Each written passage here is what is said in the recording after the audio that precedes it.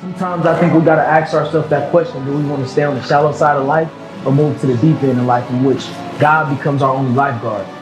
Willing to be yourself in the sight of people, no matter what people think. I think that's what it's all about. Yo, welcome back to the channel, all my YouTube people out there who subscribe and who rocking with the channel. Before we jump into this video, hit that like button, subscribe, and stay tuned for more videos. So we're gonna get straight to it. I want to talk about the reason why you need mega carriers. Now, some of the things that I have learned being a young truck driver and being out here in the trucking industry from my own experiences, like I say, everybody has different experiences, is that you need mega carriers to get you experience.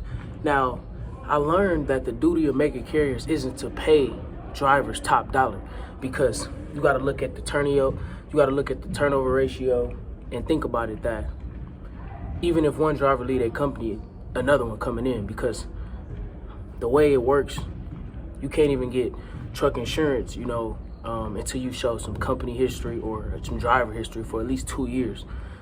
So this is like the mega carriers leveraging tool for them to continue to pour into their company and grow their company, no matter how bad the pay is. And this is not one specific company. This is multiple mega carriers. This is the way and the method that they build their companies, by constantly getting drivers from new schools, constantly getting transfer drivers, because it's not that easy to get your trucking company established when you're a new driver. Now, even for myself, I noticed that the first thing was I wanted to become an owner-operator. But when you're a young man, there's some downfalls to that. And that's why I started to step back and look at why mega carriers are so important. Beyond them paying you not a lot of money to start off, you got to think about the experience that you get. You got to think about all the learning tools, all the learning curves, all the mistakes you get to make. If you jump out there, get a truck, and make your mistakes, you can be out of business. And it happens. And I mean, experience is everyone's best teacher sometimes, but that's something that I have picked up on pretty quick. And I just want to share, like, actually the truest method for mega carriers. This is why most mega carriers will never go out of business, because there's no way you get in your CDL and you're just going to work for like these small carriers, because they can't pick you up on their insurance unless you got 2+ years,